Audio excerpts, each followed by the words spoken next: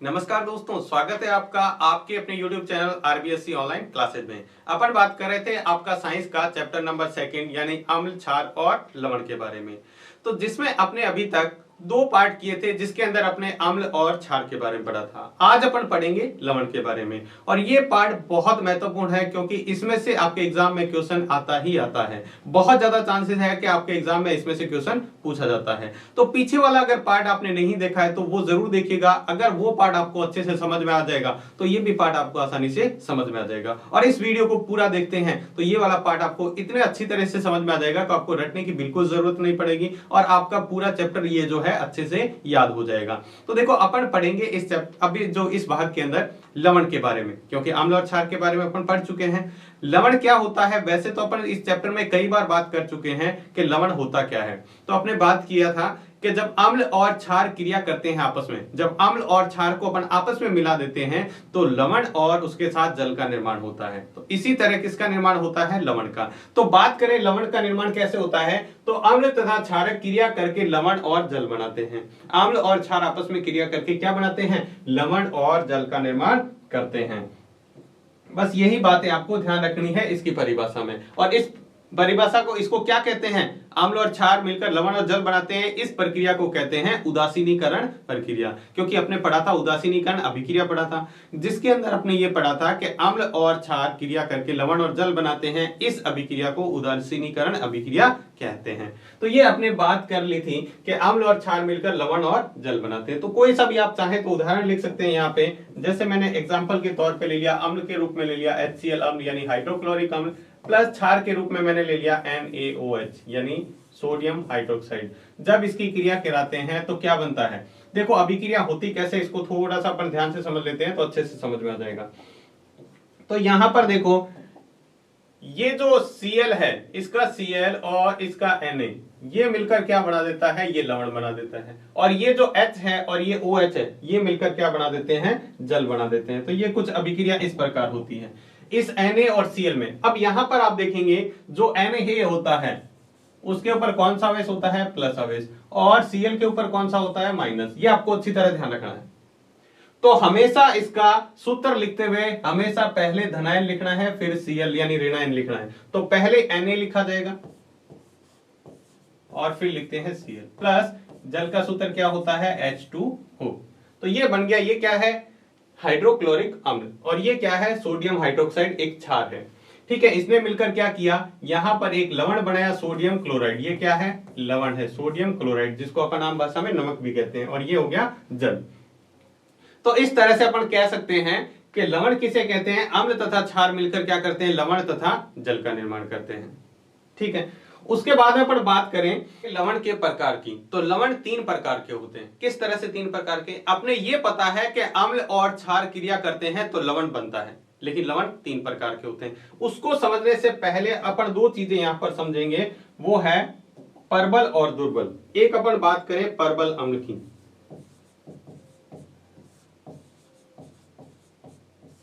और एक बात करेंगे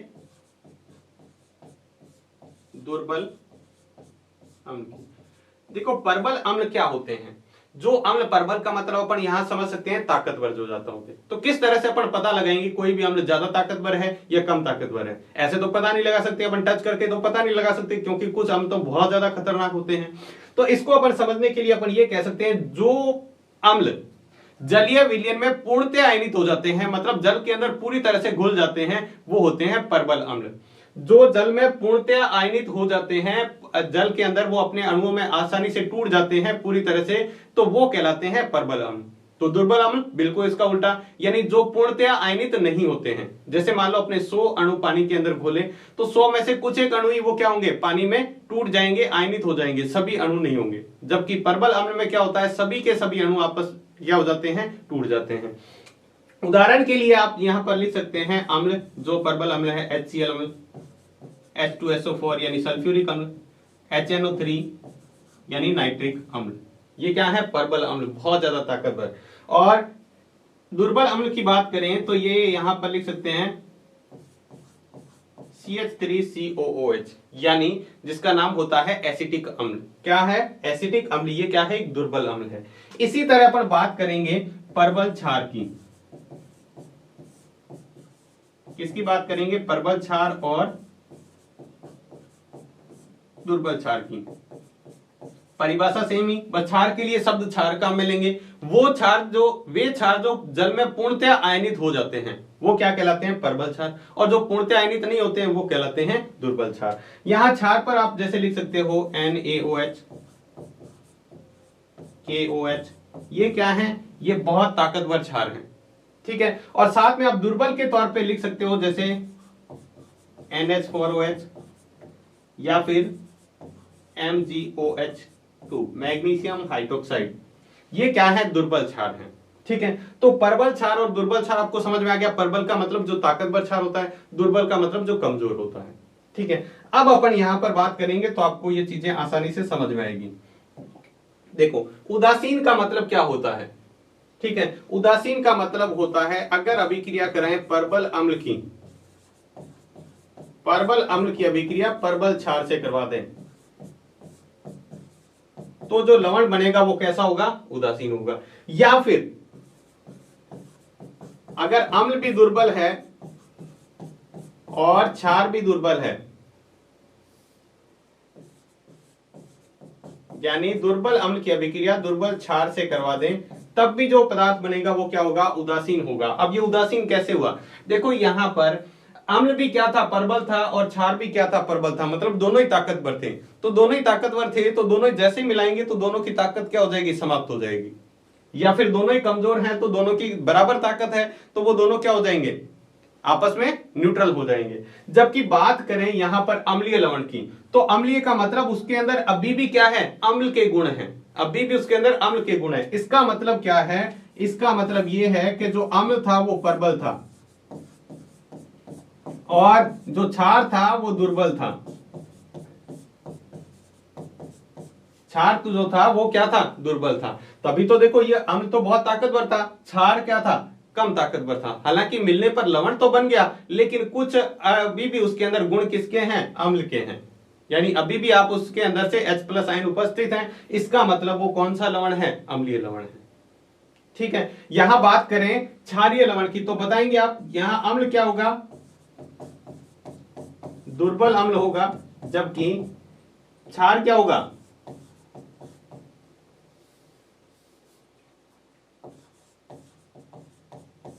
प्रबल क्षार होगा।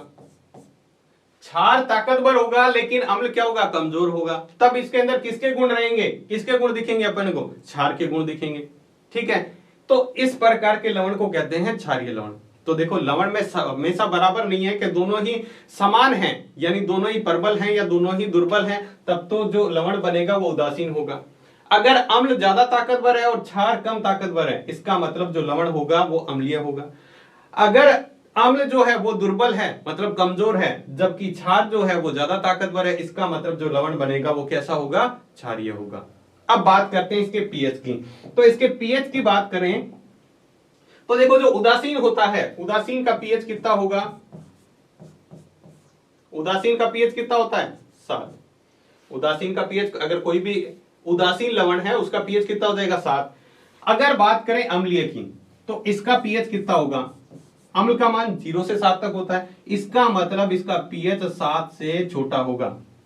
7 से क्या होगा? कम होगा। है लवण लेकिन फिर भी इसके पीएच का मान कितना है? 7 से कम होगा। तो क्षार का मान कहां से कहां तक होता है? क्षार का मान होता है 7 से लगा के 14 तक। तो ये क्या होगा? क्षारीय लवण है तो ये 7 से बड़ा होगा। इसका पीएच का मान, पीएच का मान 7 से बड़ा होगा।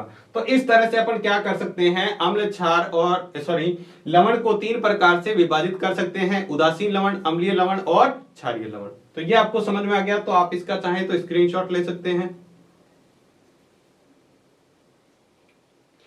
इसके बाद में अपन बात करें आगे अम्ल यानी नमक से, या कहें साधारण जो सोडियम क्लोराइड होता है, साधारण नमक, उससे बनने वाले रसायन। तो उससे रसायन से, यानी जो अपने घर में नमक होता है उससे कई प्रकार के और रसायन बनाए जा सकते हैं। जैसे उदाहरण के तौर पर सोडियम हाइड्रोक्साइड हो गया, ठीक है, जिसको अपन कास्टिक सोडा कहते हैं। या फिर अपन बात करें विरंजक चूर्ण की, ठीक है, जो पानी को शुद्ध करने में काम ले लिया जाता है। या फिर बात करें बेकिंग सोडा की या फिर वॉशिंग सोडा की, तो इसमें सभी में क्या है, कच्चे रूप में किसका उपयोग किया जाता है, साधारण नमक का कहीं ना कहीं उपयोग किया जाता है। वो अपन डिटेल में पढ़ेंगे तो आपको सब समझ में आ जाएगा। अभी बात करते हैं अपन साधारण नमक। तो पहले तो सबसे पहले नमक प्राप्त कैसे होता है, तो नमक को मैंने बताया जब HCl की अभिक्रिया सोडियम क्लोराइड की अभिक्रिया NaOH से कराते हैं, यानी सोडियम हाइड्रोक्साइड से कराते हैं, तो अपने को मिलता है NaCl प्लस H2O। तो ये NaCl ही क्या है, ये है नमक, जो अपन घर में खाने के रूप में काम में लेते हैं, साधारण नमक। ठीक है, दूसरा तरीका क्या है इसको प्राप्त करने का, ये तो हो गया। अब दूसरा तरीका क्या है, कई बार अपन देखते हैं समुद्री जल को, जो समुद्र का पानी होता है उसके अंदर अपने को पता है बहुत सारे क्या होते हैं, लवण होते हैं। समुद्री जल में क्या होते हैं, बहुत सारे लवण होते हैं। उसको वाष्पीकरण करके यानी उसको सुखाकर भी नमक प्राप्त किया जाता है। लेकिन एक प्रकार का है, कभी कभी क्या होते हैं, समुद्री जल खुद ही सूख जाता है।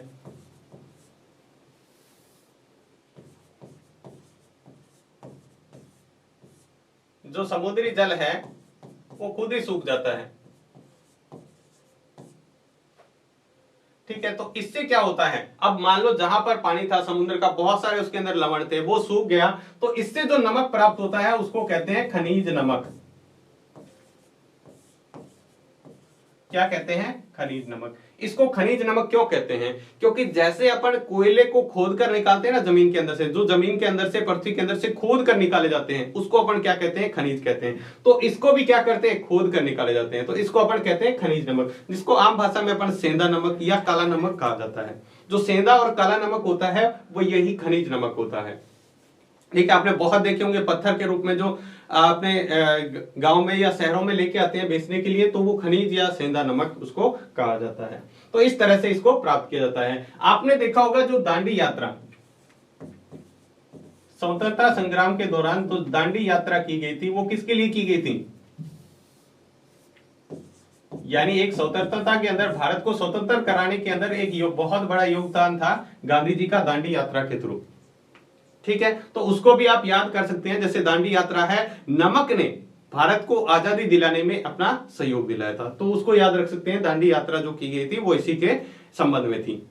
इसके बाद में अपन बात करते हैं, अब जो नमक से बनने वाले, आपको कहा था नमक से कई प्रकार के रसायन बनते हैं, तो नमक से जो सबसे पहला बनने वाला रसायन है वो है सोडियम हाइड्रोक्साइड की बात करेंगे। हम बहुत सारे बनते हैं, कुछ एक अपन बात करेंगे इंपॉर्टेंट। तो सबसे पहले अपन बात करते हैं सोडियम हाइड्रोक्साइड की। तो सोडियम जो हाइड्रोक्साइड होता है, इसका सूत्र क्या होता है, इसका सूत्र होता है NaOH। आपको देखो नाम याद रखना है और इसका सूत्र याद रखना है। आम भाषा में आपसे पूछ ले तो इसको कास्टिक सोडा कहा जाता है। क्या कहा जाता है, कास्टिक सोडा।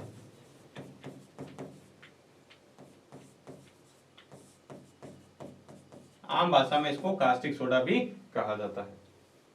ठीक है, अब देखो होता कैसे है। अब देखो जो जल अपघटन है, सीधा अपने पास कोई नमक है, ठीक है, उससे अपन सीधा हाइड्रोक्साइड, सोडियम हाइड्रोक्साइड तो प्राप्त नहीं कर सकते। उसको क्या किया जाता है, पहले पानी में घोला जाता है।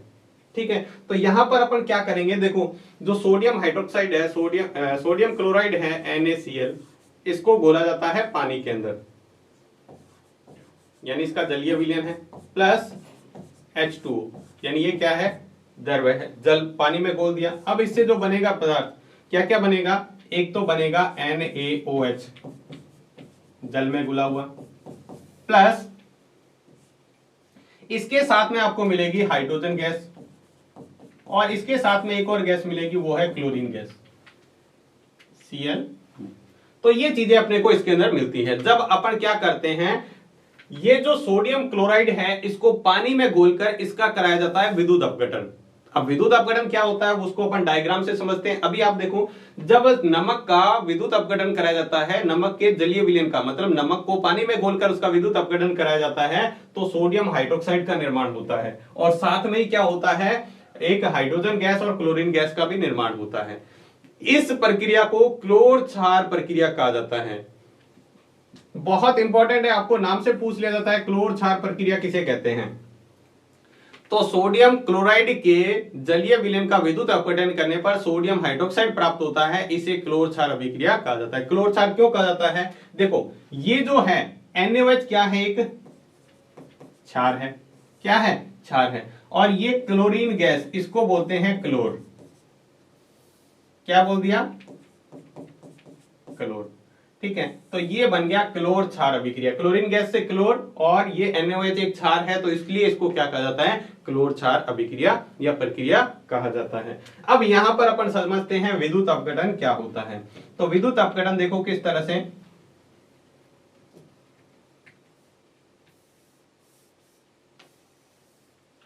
देखो यहां पर एक इस तरह का पात्र है जिसके अंदर अपने क्या किया, नमक का पानी डाल रखा है, सॉल्यूशन। ठीक है,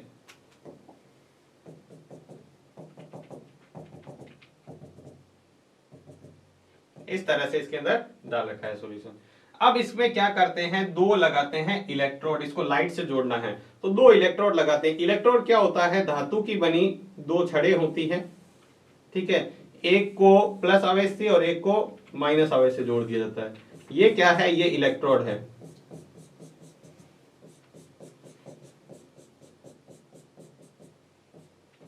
इसको क्या है, एक बैटरी के द्वारा जोड़ दिया जाता है, ये प्लस ये माइनस। ठीक है, ये जो भाग है प्लस है और ये माइनस है। जो प्लस से भाग जुड़ा होता है, ये प्लस वाला भाग है, इसको कहते हैं एनोड, और जो माइनस से जुड़ा होता है इसको कहते हैं कैथोड। ठीक है, ये माइनस वाला भाग है और ये क्या है, प्लस वाला भाग है। प्लस वाले भाग को क्या कहते हैं, एनोड कहते हैं, इसको कैथोड कहते हैं। अब देखो, अब इसके अंदर पानी के अंदर अपन क्या डाल रखा है, NaCl का विलयन। NaCl का क्या है, विलयन है। ठीक है, तो NaCl को जैसे इसके अंदर डालेंगे तो इसके अणु किस रूप में टूट जाएंगे, Na प्लस और Cl माइनस, Na प्लस और Cl माइनस। ये जो Na प्लस और Cl माइनस है, Na प्लस और Cl माइनस, ये जो Na प्लस है, अब देखो इसके ऊपर कौन सा आवेश है, प्लस। अब ये जो Cl है, ये Cl क्या होती है, इस पे आकर चिपक जाती है, क्योंकि प्लस माइनस एक दूसरे को क्या करते हैं, आकर्षित करते हैं, और ये जो है वो इसके ऊपर आके इकट्ठा हो जाता है। अब इसमें साथ में जल भी है, तो जल में क्या होता है, H प्लस और OH माइनस। ठीक है, तो ये जो Na है वो OH के साथ मिल जाता है।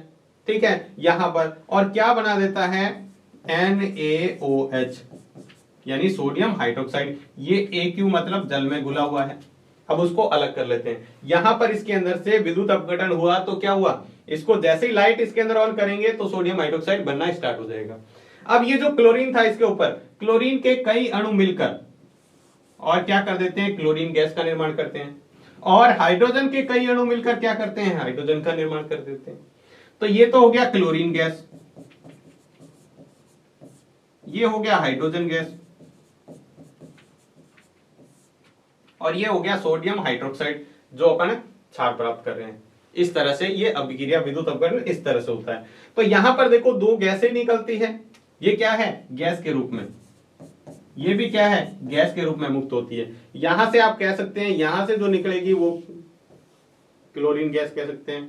ठीक है, यहां से जो निकलेगी वो हाइड्रोजन गैस कहते हैं, क्योंकि क्लोरीन गैस किससे मुक्त होती है, एनोड से। आपसे पूछे क्लोरीन गैस किससे मुक्त होती है, तो एनोड से, और हाइड्रोजन गैस किससे होती है, कैथोड से। और ये NaOH बनता है, ये भी किस पर बनता है, कैथोड पर बनता है।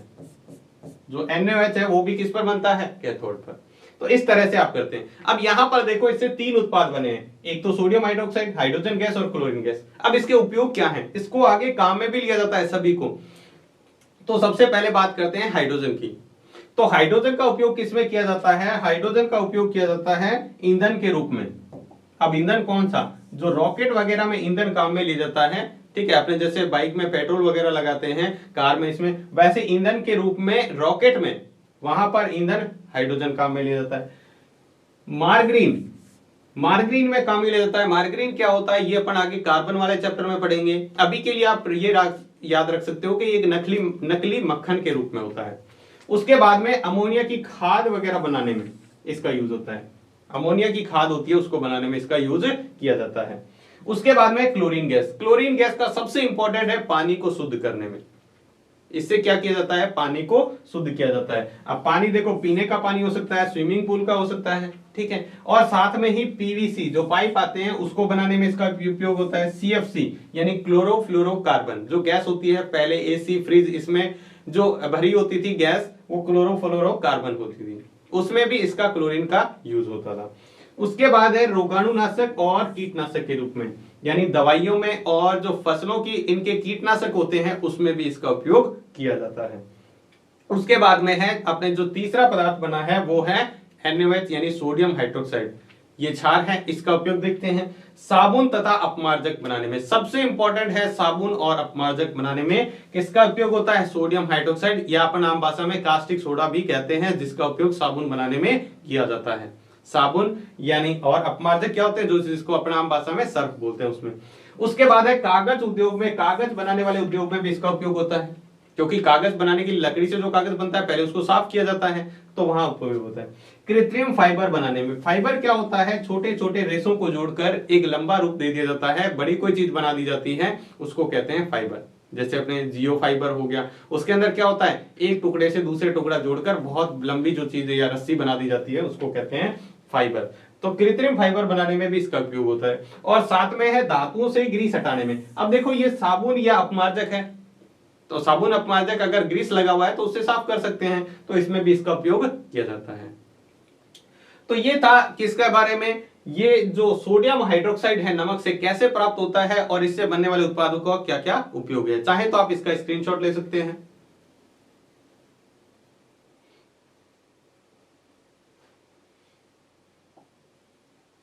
इसके बाद में इसका अगला उत्पाद जो है नमक से बनने वाला, साधारण नमक से, वो है विरंजक चूर्ण।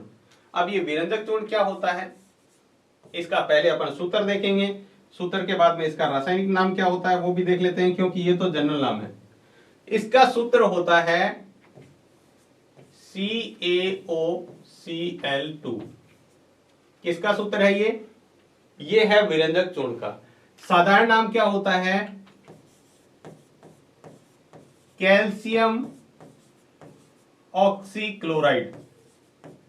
क्या नाम होता है, कैल्शियम ऑक्सीक्लोराइड, इसका साधारण नाम है।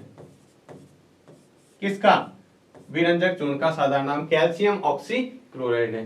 कैसे प्राप्त किया जाता है, अभी अपने पीछे वाला भाग पढ़ा था, यहां पर थोड़ा सा देखेंगे कि जब सोडियम क्लोराइड का यानी नमक का विद्युत अपघटन किया जाता है तो एक गैस बनती है क्लोरीन गैस।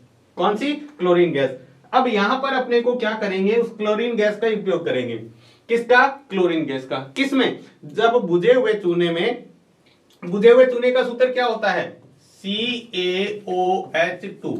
इसको कहते हैं बुझा हुआ चूना, इसको क्या कहते हैं, बुझा हुआ चूना। इसके अंदर जब क्लोरीन गैस प्रवाहित की जाती है, क्लोरीन गैस इसके अंदर बहाई जाती है, तब क्या होता है, विरंजक चूर्ण का निर्माण होता है। क्या सूत्र, अभी देखो विरंजक चूर्ण बनेगा CaOCl2 और साथ में बनता है एक जल।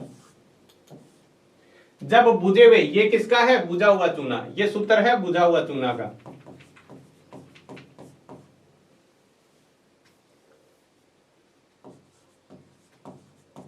जिसको अपन कैल्शियम हाइड्रोक्साइड कहते हैं, ये बुझा हुआ चूना है। बुझे हुए चूने में क्लोरीन गैस प्रवाहित करने पर विरंजक चूर्ण का निर्माण होता है। ठीक है, ये क्या है, ये है विरंजक चूर्ण।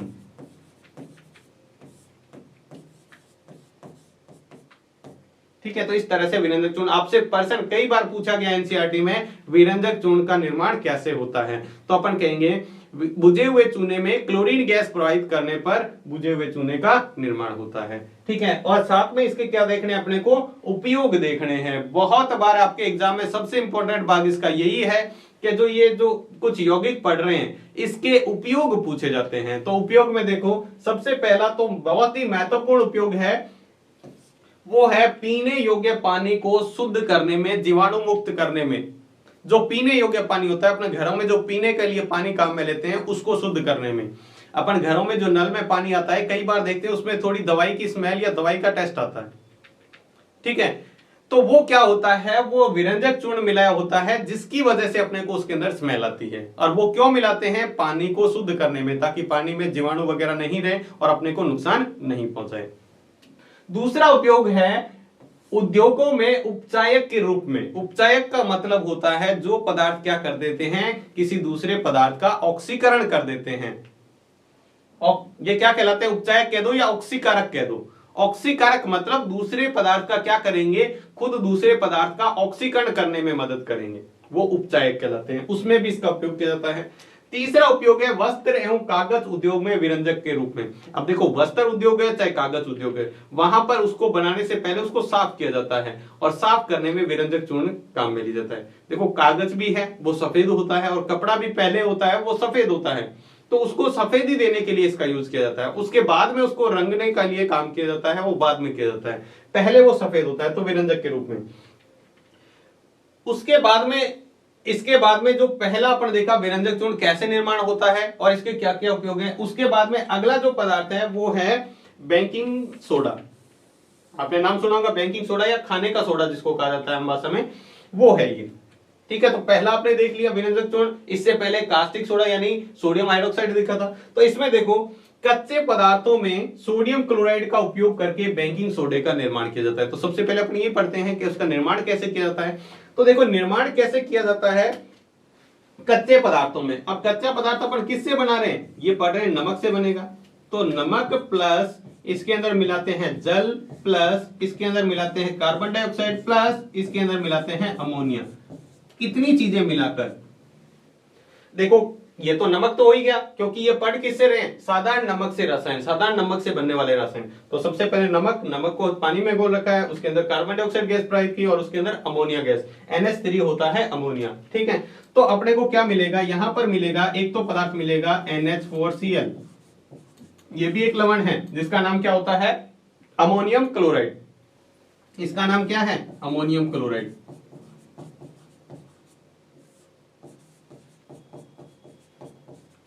और दूसरा जो पदार्थ बनता है वो होता है अपना कौन सा, बेकिंग सोडा। बेकिंग सोडा या खाने का सोडा जिसको कहा जाता है, क्या सूत्र होता है NaHCO3 calcium hydrogen carbonate, sorry sodium hydrogen carbonate. इसका नाम क्या है सोडियम हाइड्रोजन कार्बोनेट। ये किसका सूत्र है, ये है खाने के सोडे का। अब यहां पर अपने को सूत्र लिखना था तो सूत्र होता है NaHCO3 और इसका नाम पूछे तो नाम होता है सोडियम हाइड्रोजन और कार्बोनेट, सोडियम हाइड्रोजन कार्बोनेट, या कभी कभी हाइड्रोजन की जगह बाई भी बोल देते हैं, sodium by carbonate. Sodium by carbonate कह दो या सोडियम हाइड्रोजन कार्बोनेट कह दो, एक ही बात होती है। ठीक है, अगर इसको गर्म कर दें, यहां पर एक और चीज पढ़ते हैं, अगर इसको गर्म करें NaHCO3, इसको ये जो बेकिंग सोडा है इसको गर्म करें तो क्या होगा, इसको गर्म करें तो एक बनेगा Na2CO3 जिसको बोला जाता है सोडियम कार्बोनेट, यानी ये होता है अपना क्या सोडियम कार्बोनेट, सोडा एस जिसको बोला जाता है। ठीक है, इसके साथ में इसका बनता है जल और साथ में बनता है कार्बन डाइऑक्साइड गैस। ये क्या है यहां पर लिखेंगे गर्म करने पर या उष्मा देने पर। ये कौन सी अभिक्रिया होती है, ये होती है उष्मा, या इसको गर्म करने पर यह अभिक्रिया होती है। तो सबसे पहले अपन देखेंगे बेकिंग सोडे का निर्माण कैसे होता है। ठीक है, तो कच्चे पदार्थों में सोडियम क्लोराइड का उपयोग करके, कच्चे पदार्थ कौन कौन से हैं यहाँ पर देखो, जल, कार्बन डाइऑक्साइड, अमोनिया गैस, ऐसे अपना और सारे यूज करके और सोडियम क्लोराइड में इसमें उपयोग करके बेकिंग सोडे का निर्माण करते हैं। ठीक है, तो इस तरह से निर्माण होता है। तो आप चाहें तो इसका स्क्रीनशॉट ले लें। अब आगे अपन देखेंगे इस बेकिंग सोडे के उपयोग। तो देखो इसके उपयोग देखते हैं, बेकिंग सोडे के उपयोग। सबसे पहला है स्वादिष्ट खस्ता पकोड़े बनाने में, इसका उपयोग होता है पकोड़े बनाने में। अपन देखते हैं पकोड़े जो फूले फूले और मतलब स्पंजी टाइप में बनते हैं, उसके अंदर क्या मिलाया जाता है, इसको मिलाया जाता है, किसको, बेकिंग सोडे को। अगला उपयोग है बेकिंग पाउडर बनाने में।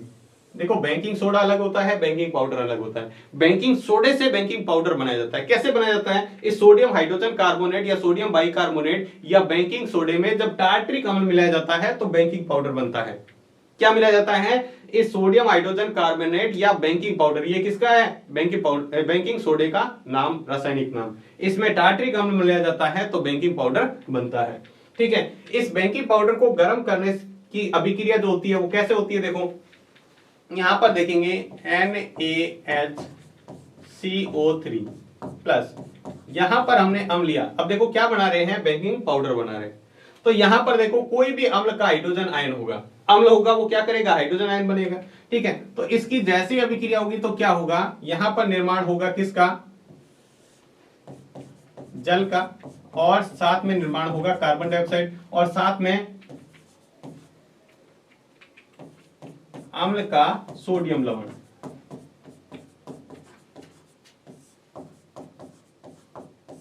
यहां पे एक अम्ल का सोडियम लवण का निर्माण हो जाएगा। ये जो सोडियम है, ठीक है, ये एक अम्ल का निर्माण कर, यहां पर एक लवण का निर्माण कर लेगा। ये जो सोडियम है ये यहां पर एक लवण का निर्माण कर लेगा। इससे देखो दो गैस बन रही है, कार्बन डाइऑक्साइड गैस, और साथ में जल बन रहा है। ये कार्बन डाइऑक्साइड गैस बहुत महत्वपूर्ण होती है।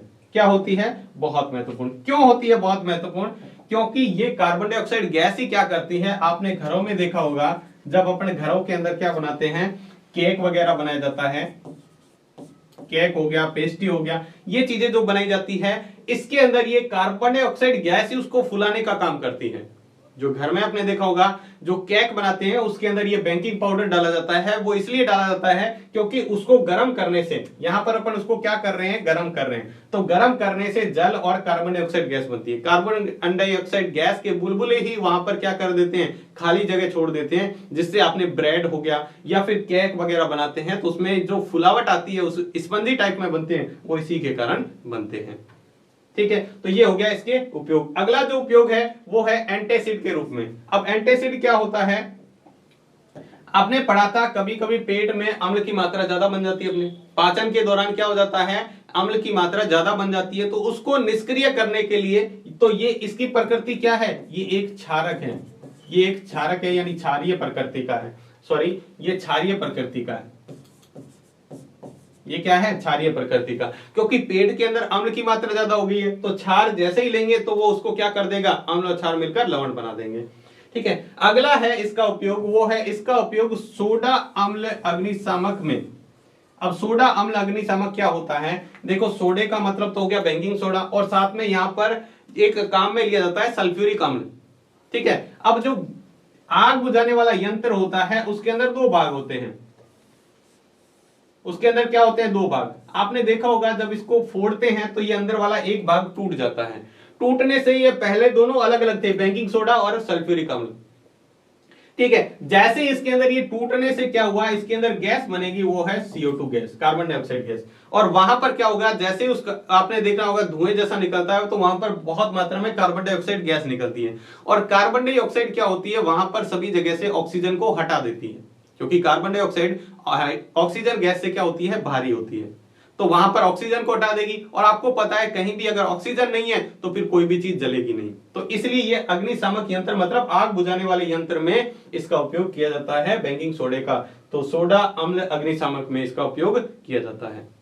ठीक है, तो ये थे किसके, बेकिंग सोडे के उपयोग, या बेकिंग सोडा कह दो या खाने का सोडा, उसके उपयोग। अगला जो है वो है धोने का सोडा, या इसको वॉशिंग सोडा भी कहा जाता है। क्या कहा जाता है, वॉशिंग सोडा, जिसका सूत्र क्या होता है, Na2CO3.10H2O, ये पूरा सूत्र होता है इसका। ठीक है, ये होता है इसका सूत्र। इसका निर्माण कैसे होता है, अभी अपने देखो जस्ट पीछे देखा था, यहां पर इसको जब अपने बेकिंग सोडे को गर्म किया था तो सोडियम कार्बोनेट बना था, ये है सोडियम कार्बोनेट। ये जो सोडियम कार्बोनेट है, ये जो सोडियम कार्बोनेट है Na2CO3, इसके अंदर अपन जल मिला देते हैं, यानी इसका क्रिस्टलीकरण कर देते हैं 10H2O, तो इसका निर्माण हो जाता है किसका, धावन सोडे का, Na2CO3.10H2O। ये इसका क्रिस्टलीकरण किया है। यहां पर आप पूछे तो यहां पर अपन लिखेंगे ये होता है सोडियम कार्बोनेट, सोडियम कार्बोनेट। तो सोडियम कार्बोनेट का क्रिस्टलीकरण करने से क्या होता है, अपने निर्माण होता है वॉशिंग सोडे का। किसका निर्माण होता है, वॉशिंग सोडे का। ठीक है। ये जो वॉशिंग सोडा है इसका निर्माण देखो क्या किया का है, बेकिंग सोडे को गर्म करने से सोडियम कार्बोनेट प्राप्त होता है। तो बेकिंग सोडे को अपने गर्म किया तो सोडियम कार्बोनेट प्राप्त हुआ, और सोडियम कार्बोनेट के क्रिस्टलीकरण से दोने का सोडा प्राप्त होता है, धावन सोडा प्राप्त होता है। यह भी एक क्या है, क्षारीय लवण है। यह क्या है, क्षारीय लवण है। आपने पहले देखा था, इससे पहले जो खाने का सोडा था वो भी एक क्षारीय लवण था। कैसे पता चला? क्योंकि एंटासिड के रूप में यूज करते हैं, और एंटासिड का मतलब होता है एक क्षार का यूज किया जाता है।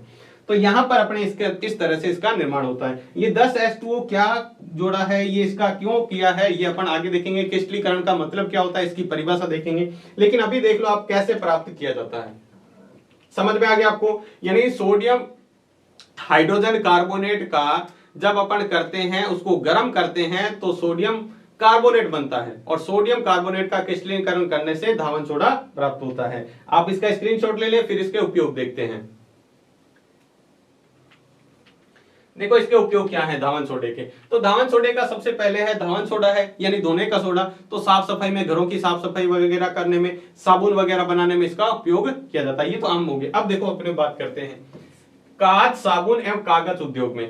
कांच बनाने वाले उद्योग में इसका उपयोग होता है, किसका? धोने का सोडे का। और साबुन बनाने वाले में इसका उपयोग होता है, और उद्योगों में इसका उपयोग होता है, यानी कारखानों में इसका उपयोग होता है। दूसरा है बोरेक्स जैसे सोडियम यौगिक के निर्माण में, उत्पादन में। बोरेक्स क्या होता है? बोरेक्स एक ऐसा पदार्थ होता है जिसके अंदर किसका यूज होता है? सोडियम का, और साथ में ही किसका? एक बोरॉन का यूज किया जाता है। सोडियम और बोरॉन से मिलकर बहुत सारे अलग अलग पदार्थ बनाए जाते हैं, उन्हीं सभी को अपन आम भाषा में बोरेक्स कह देते हैं, और बोरेक्स के निर्माण में इसका उपयोग किया जाता है। अगला है घरों की साफ सफाई के लिए। आपको पता है कि ये क्या कर रहे हैं, धावन सोडा है, तो घरों की साफ सफाई वगैरह करने के लिए, और जल की स्थायी कठोरता को दूर करने में। स्थायी कठोरता मतलब आपने देखा होगा कई बार अपने घरों में जो पानी आता है उसके अंदर साबुन वगैरह जम जाती है, उसको अपन कहते हैं भारी जल।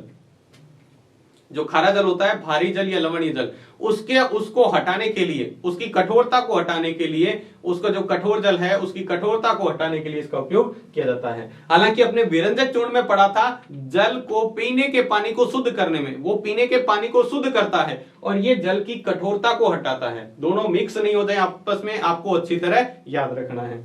ठीक है, तो ये थे अपने 4-5 यौगिक अपने पढ़े। सबसे पहले कौन सा पढ़ा? Sodium hydroxide.